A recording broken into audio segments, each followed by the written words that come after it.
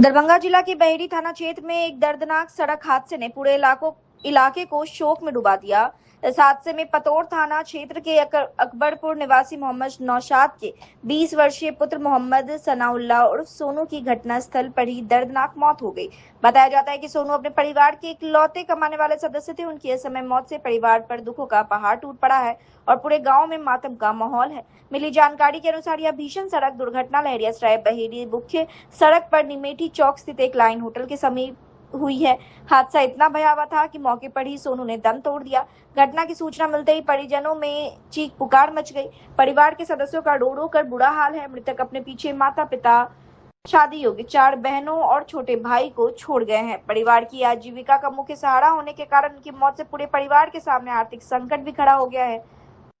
गांव और आसपास के लोगों ने इस घटना पर गहरा दुख व्यक्त करते हुए शोक संतप्त परिवार के प्रति संवेदना प्रकट की। घटना की सूचना मिलते ही बहेड़ी थाना प्रभारी सूरज गुप्ता पुलिस बल के साथ घटनास्थल पर पहुंचे और मामले की जांच शुरू की। वहीं जिला परिषद प्रतिनिधि और जदयू नेता कमलेश मंडल और पंचायत समिति सदस्य अब्दुल कादिर भी मौके पर पहुंचकर शोकाकुल परिवार से मुलाकात की और उन्हें उनका ढांढस बंधाया। जनप्रतिनिधियों ने राज्य सरकार से मृतक के परिजनों को शीघ्र आर्थिक सहायता और उचित मुआवजा उपलब्ध कराने की मांग की। तमाम घटना के संबंध में साबिला खातून ने क्या कुछ कहा, उनकी तमाम बातों को हम सुना रहे हैं। दरभंगा से संवाददाता सरफराज आलम की रिपोर्ट, BTN न्यूज। ये कि क्या नाम हुआ आपका? सबीला खातून। सबीला जी, क्या घटना हो गया परिवार में? वो बच्चा मजदूरी करने गया था, वही शाम के बेर में आ रहा था ना, वही मोटर मार्शल वाला उसको ठोकर मार दिया। क्या नाम है बच्चा का जो मर गया है?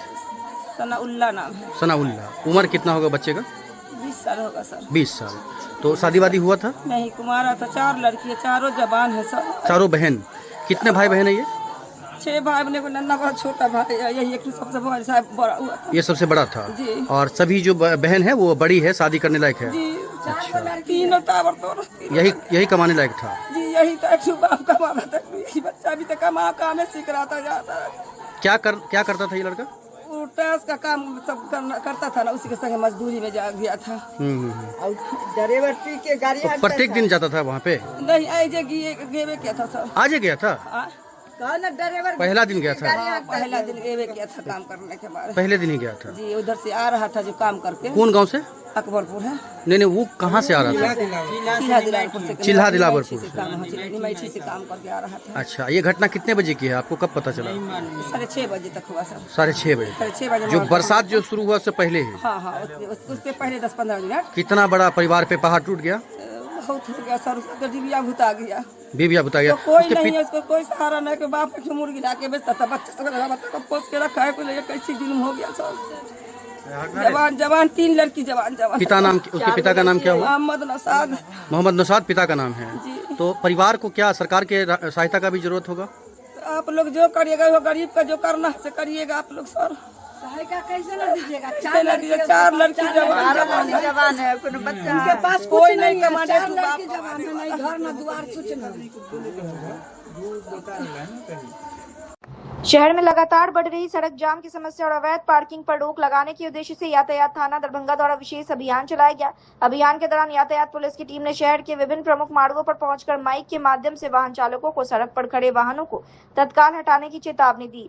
साथ ही सड़क किनारे अवैध रूप से पार्क किए गए वाहनों के विरुद्ध चालान की भी कार्रवाई की गई। यह अभियान दरभंगा टावर से शुरू होकर VIP रोड, लहरियासराय, बेता चौक, बंगाली टोला और समाहरणालय रोड सहित कई प्रमुख मार्गों पर चलाया गया।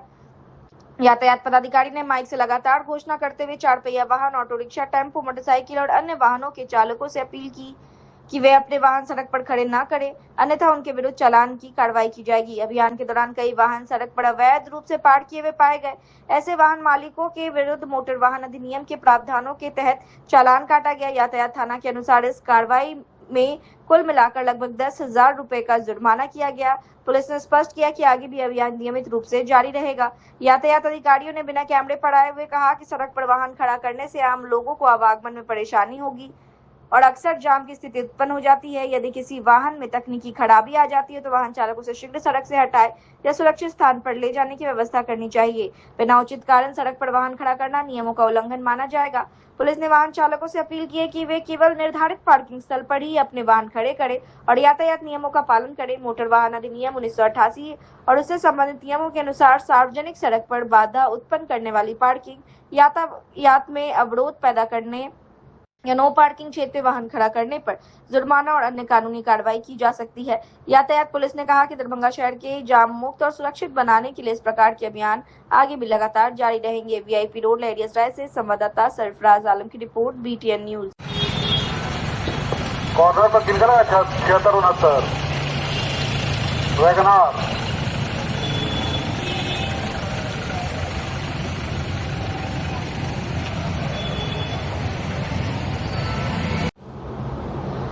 साइबर अपराध से बचाव का एकमात्र उपाय सतर्कता है। आर्थिक लेन देन के समय हमें अतिरिक्त सावधानी बरतनी चाहिए। किसी भी अनजान लिंक पर क्लिक नहीं करें, OTP किसी से साझा नहीं करें, अपना मोबाइल किसी अनजान के हाथ में नहीं दे। यह बातें सदर प्रखंड के शीशो पश्चिमी व सहबाजपुर पंचायत सरकार भवन में आयोजित जागरूकता कार्यक्रम अर्थसूत्र संवाद कार्यक्रम में वक्ताओं ने कही। बैंक खाते का सुरक्षित उपयोग व डिजिटल लेन देन की जानकारी दी। UPI, डेबिट कार्ड, बीमा व साइबर ठगी से बचाव के उपाय बताए। विशेषज्ञों ने ऋण लेते समय ब्याज दर व शर्तें समझने की सलाह दी। कहा कि वित्तीय ज्ञान से ठगी से बचेंगे व भविष्य सुरक्षित करेंगे। इसकी जानकारी गांव में आसपास के लोगों से भी देने की अपील की गई। ग्रामीण इलाकों में तेजी से बढ़ रहे साइबर ठगी पर अंकुश लगाने के लिए बजाज फाइनेंस लिमिटेड की ओर से वित्तीय साक्षरता और साइबर फ्रॉड से बचाव को लेकर आयोजित अर्थसूत्र संवाद कार्यक्रम में ग्रामीणों को ऑनलाइन ठगी से बचाव और पैसे के सही प्रबंधन के विस्तार से जानकारी दी गई। शाहबाजपुर पंचायत सरकार भवन में मुखिया प्रतिनिधि मोहम्मद शब्बानी की अध्यक्षता में आयोजित कार्यक्रम में मब्बी थाना अध्यक्ष गुलाम रसूल, उप मुखिया मोहम्मद आजम, इमामुल हक, रोशन कुमार आदि ने लोगों को जागरूक किया। जबकि शीशो पश्चिमी पंचायत सरकार भवन में कार्यक्रम की अध्यक्षता प्रखंड प्रमुख उदय कुमार सैनी ने की। अन्य वक्ताओं में समाजसेवी विजय कुमार सिंह, संतोष कुमार शर्मा और बच्चन झा भी शामिल थे। सरफराज आलम की रिपोर्ट, BTN न्यूज। एक बहुत अच्छा पहल जिसका नाम है अर्थसूत्र संवाद। इसका मेन मकसद है कि लोगों को जागरूक करना है फ्रॉडिंग। जिस तरह से अभी चल रहा है, जैसे कुछ दिन पहले मेरा मोबाइल में हैक कर लिया, व्हाट्सएप हैक करके लोगों को मैसेज दिया गया व्हाट्सएप के जरिए कि जैसे मुखिया को जरूरत है, आप जल्दी से 5000 रुपया भेजिए, इमरजेंसी है, मैं बाद में लौटा दूंगा। ठीक है, तो हमको तो लोग जानता है कि भाई 5000 की क्या जरूरत है। हमको लोगों ने फोन किया, अभी से 1 सप्ताह पहले फोन किया कि क्या मुखिया जी क्या जरूरत है, 5000 रुपया बोल रहे हैं, बोलिए तो 5 लाख रुपया भेज देते हैं, 2 लाख 20,000 या 25,000 या ज्यादा भेजते हैं। हम बोले भाई हमने पैसा किसी से मांगा ही नहीं है, तो आपके व्हाट्सएप से जो है पैसा मांगा जा रहा है। हमको हैदराबाद से फोन आया था, तो हम चौंके। हमको मालूम था 1930 पर तुरंत फोन किया। तब मेरा व्हाट्सएपिंग जो होता है और मतलब कि जो फ्रॉडिंग का जो मामला और ऊपर नहीं जा पाया, वो बंद हो गया।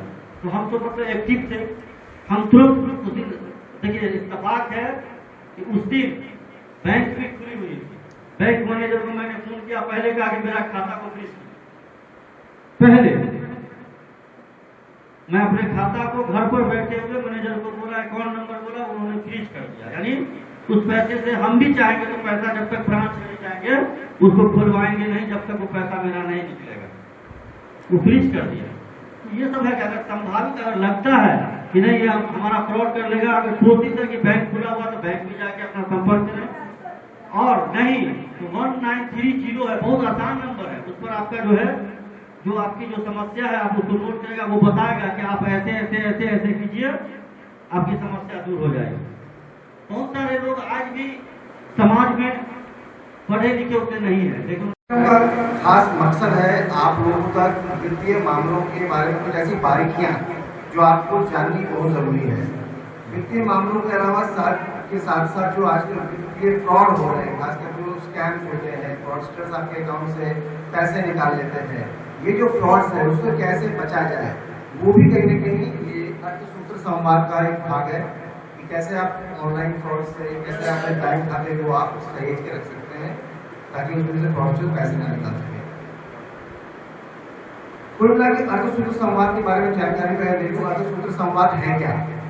बजाज फाइनेंस जैसा आप जानते हैं मुखिया जी देश का सबसे बड़ा गैर बैंकिंग वित्तीय संस्थान है जो पिछले कई सालों से लोगों को ऋण मुहैया कराने में लगा हुआ है। और ऋण भी ऐसा छोटा ऋण चाहिए आपको, शायद घर में आपको एसी, फ्रिज, कूलर की जरूरत है, उसके लिए भी छोटे से छोटा ऋण भी मुहैया करवाता है बजाज फाइनेंस।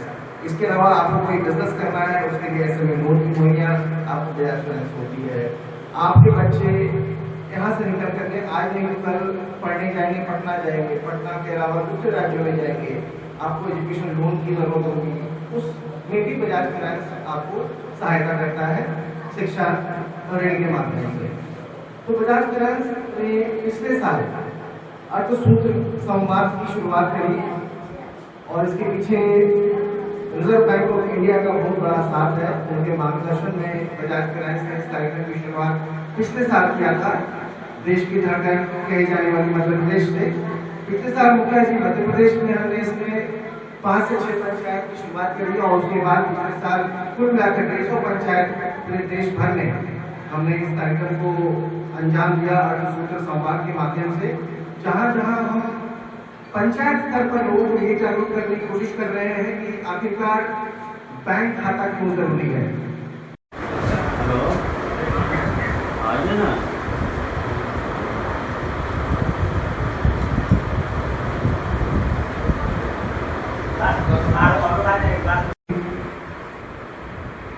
आपके पास आजकल शादी के कार्ड व्हाट्सएप पे आ रहे हैं। अब अननोन नंबर से, जैसे आप पहचानते नहीं, जो नंबर सेव नहीं है उससे आपका कार्ड आया, आपने उसे क्लिक कर दिया और आपका अकाउंट साफ हो गया। अकाउंट तो सभी के पास है, किसी की वृद्धावस्था पेंशन आ रही है तो किसी की अपनी आपके यहाँ लाडली बहन जो भी स्कीम होगी, महिलाओं के पैसे आ रहे हैं, पंचायत के जो आएंगे, मजदूरी के पैसे आएंगे, आज सारा ऑनलाइन आ रहा है। अब उसे सुरक्षित कैसे रखना है, तो उसके लिए सजग रहना है और दूसरा लालच में नहीं पड़ना है। हम क्या करते हैं कि लालच में आकर के नहीं बहुत जल्दी पैसा बढ़ जाएगा, डबल हो जाएगा, या किसी का फोन आया उसका वो ओटीपी बता दिया हमने। ओटीपी तो अपने आजकल ओटीपी नहीं बताएंगे तो भी आपका अकाउंट साफ हो सकता है, लेकिन वो कब होगा जब आप असावधान रहेंगे। आप सावधान नहीं रहेंगे। सावधान रहने के लिए जरूरी है कि आप अपनी जानकारी, जैसे आधार कार्ड का भी बताया, आधार कार्ड किसी को भी ना दें। नहीं तो आपने आधार कार्ड दे दो, पैन कार्ड दिया, राशन कार्ड दिया, वो आपके नाम से लोन ले लेगा।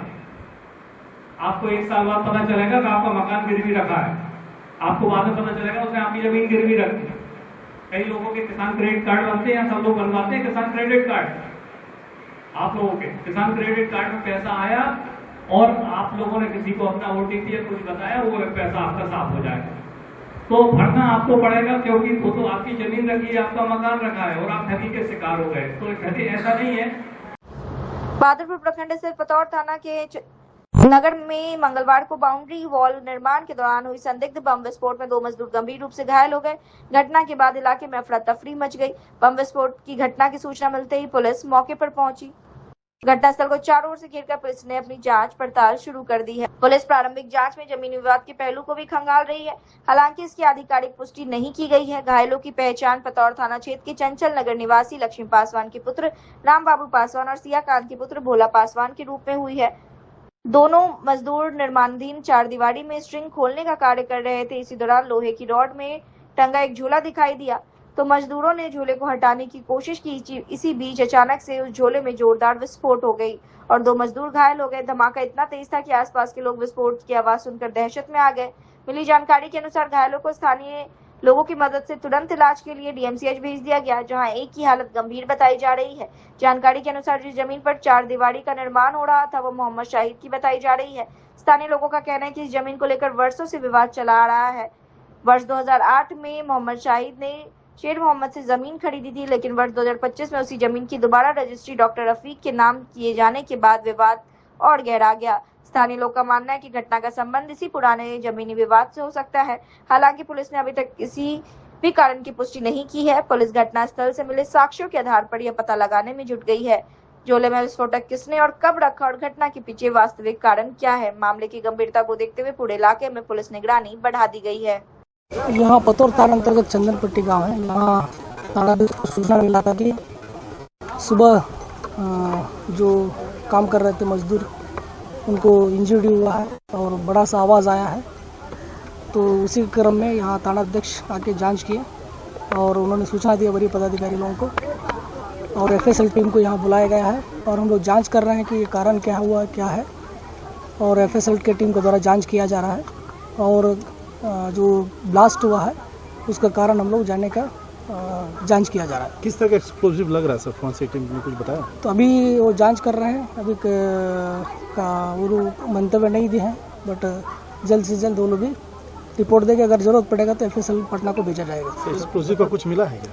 अभी तक तो नहीं, उसको अवशेष यहाँ जो है जो कलेक्ट जो मिला है उस अवशेष उसको कलेक्ट किया जा रहा है एफएसएल के द्वारा और उसे देखने से स्पष्ट नहीं हो पा रहा है। एफएसएल टीम के द्वारा बताया जा रहा है कि इसको जांच करने की आवश्यकता है। जांच करने के बाद उस एंगल से भी हम लोग जांच करेंगे। यही बता कारण क्या है, बम ब्लास्ट है या दूसरा कारण था क्या था, हम लोग जांच कर रहे हैं, उसका अवश्य कार्रवाई करेंगे। तो अभी तो स्पष्ट नहीं बता पाएंगे क्योंकि यहाँ जो मकान जो बन रहा है उसी के अंदर का कंपाउंड में है, उसमें थोड़ा ये घटना हुआ जी। बात सुनिए, ये सुबह में आए थे, सुनिए ये सुबह में आए थे, एक अगर झोला टंगा हुआ था, ये बोले क्या झोला में क्या है, बोला कि हमरे मालूम नहीं है इसमें क्या है। तो दोनों लेबर उठा रहा था, खोल रहा था, खोलने के बाद झोला उठाया, एक आदमी खोला ना, वही जगह ये झोला में किससे पूछा गया कि इसमें क्या है? यही सर बोलेगा कि इसमें खाना, किसी का खाना होना है, रखिए। हाँ, ये जो भी गए, अच्छा समझ गए, तो वही निकाल के अंदर बाहर निकाला। ये पूछे, ये भूल गया, ये बोला नहीं आधा बात, बचाव कर रहा है जी सर। हाँ, हम लोग चाय के दुकान में बैठे थे, जमीन गया। उसके बाद कोर्ट से एफआईआर हुआ। एफआईआर होने के बाद में कई बार धमकी दिया उसने कि काम बंद कर दो, लेकिन मैं काम कराते रहा, धीरे धीरे करके अपना बाउंड्री वॉल हो गया था। गेट नहीं लगी थी, जिसकी वजह से 4 दिन से गेट बनाने के लिए मैंने दे रखा था, तो वो बनाया नहीं।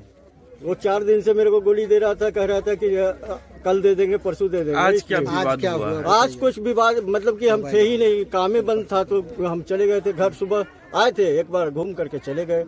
अब मालूम हुआ घर पे था तो मालूम हुआ कि ऐसे ऐसे आपके जमीन पे कोई बम फटा है। तब वहाँ से भाग करके आया तो पता चला कि जो 2 मजदूर थे और वो मजदूर के एक का हाथ डैमेज बता रहे हैं, एक का सर पे चोट। कैसा बम था यहाँ? अब सर ये तो मुझे नहीं पता ना, मैं देखा ही नहीं, तो क्या बताऊँ। जमीन आपकी है, बम यहाँ कौन लगाया? सर बता तो रहे हैं कि न्यास से विवाद चल रहा था, हमारा न्यास से विवाद इस वजह से चल रहा था कि वो काम कंस्ट्रक्शन इस पे करने नहीं दे रहा था। उसके बाद हमें पता ही नहीं है कि सर ऐसा क्या हुआ नहीं हुआ। 4 दिन से काम मेरा बंद है। मैं आता हूँ, सुबह आया, पानी उनी तराई करके अपना चला गया, लेकिन उसके बाद मुझे सिविल कोर्ट दरभंगा के मुख्य न्यायिक दंडाधिकारी जुनैद आलम की कोर्ट ने आर्म्स एक्ट के एक आपराधिक मामले में 2 अभियुक्तों को 3-3 वर्षों का सश्रम कारावास और 20-20 हजार रुपए अर्थदंड की सजा सुनाई है। कोर्ट ने विश्वविद्यालय थाना कांड संख्या 155/25 का विचारणवाद संख्या 677/26 की सुनवाई पूरी कर पटना जिला के फुलवाड़ी शरीफ थाना क्षेत्र के मोहल्ला ईसोपुर पुरानी मस्जिद निवासी मोहम्मद इरफान के पुत्र मोहम्मद फरहान, लईराचक गनपुरा निवासी मोहम्मद कलीम के पुत्र मोहम्मद नूर उर्फ लाल बाबू को यह सजा सुनाई है। अदालत ने दोनों जुर्मियों को आर्म्स एक्ट की धारा 25A में दोषी घोषित करते हुए 3 वर्षों की सश्रम कारावास और 10,000 रुपए अर्थदंड और धारा 27/35 आर्म्स एक्ट में 3 वर्षों का कारावास और 10,000 रुपए अर्थदंड की सजा सुनाई है। अर्थदंड की राशि नहीं जमा करने पर दोनों अभियुक्तों को दोनों धाराओं में 3-3 महीने का अतिरिक्त सजा भुगतनी पड़ेगी। अभियोजन पक्ष का संचालन कर रहे अभियोजन पदाधिकारी मोहम्मद रिजवान ने बताया, यह घटना 28 जून 2025 की है। विश्वविद्यालय थाना की पुलिस को गुप्त सूचना मिली कि दिल्ली मोड़ स्थित आर्यन डेवलपर्स प्राइवेट लिमिटेड में 2 अपराधी मौजूद हैं। पुलिस द्वारा की गई छापेमारी में ऑफिस के टेबल से एक देसी लोडेड पिस्तौल, 2.5 लाख रुपए नगद व 4 मोबाइल फोन के साथ दोनों को गिरफ्तार किया गया था, जिसकी प्राथमिकी विश्वविद्यालय थाना में पदस्थापित धीर कुमार के आवेदन पर दर्ज की गई थी। न्यायालय में आरोप पत्र पश्चात 26 अगस्त 2025 को संज्ञान लिया गया था। 27 अगस्त 2025 को आरोप गठन के बाद प्रारंभ किया गया। इसी मामले में सीजेएम जुनैद आलम की अदालत ने मामले का त्वरित विचारण पूर्ण कर अपना निर्णय पारित किया है। बेनीपुर के विधायक से विधानसभा के सत्तारूढ़ जनतांत्रिक गठबंधन के सचेतक प्रोफेसर विनय कुमार चौधरी ने कहा, पीड़ित मानवता की सेवा से बढ़कर दुनिया में कोई धर्म नहीं है। वे मंगलवार को बेनीपुर विधानसभा क्षेत्र अंतर्गत बहेड़ी प्रखंड के मुरली गांव में अग्नि पीड़ित परिवारों के बीच क्षति मुआवजा राशि का वितरण करते हुए यह बातें कही। उन्होंने इस दौरान गत जनवरी महीने में अग्निकांड से पीड़ित डोली कुमारी, सुलेखा कुमारी और मीरा देवी के बीच 1,20,000 रुपए सरकार द्वारा आपदा राहत पद से मिलने वाली राशि का चेक प्रदान किया। इस दौरान उन्होंने पीड़ित परिवारों को सांत्वना देते हुए कहा, आपदा और विपदा आकस्मिक रूप से आती है, इसमें इसे रोकना किसी के बस की बात नहीं, लेकिन सतर्कता सबसे बड़ी सहायता है। हर व्यक्ति को अपने जीवन में आपदा और विपदा से बचाव के लिए सतर्कता बरतनी चाहिए। उन्होंने पीड़ित परिवार को आगाह करते हुए कहा कि यह राशि सरकार द्वारा आपको संबल प्रदान करने के लिए दी गई है। मौके पर अंचलाधिकारी बहेड़ी धनश्री ग्वाला, बहेड़ी मुख्य पार्षद मनोज लाल देव, बेनीपुर प्रखंड प्रमुख चौधरी मुकुंद कुमार राय, बेनीपुर 20 सूत्रीय अध्यक्ष कीर्ति मोहन झा, बेनीपुर 20 सूत्रीय उपाध्यक्ष रजनीश सुंदरम, संजय कुमार, संतोष कुमार शाह, सिकंदर सिंह आनंद सहित कई लोग मौजूद थे।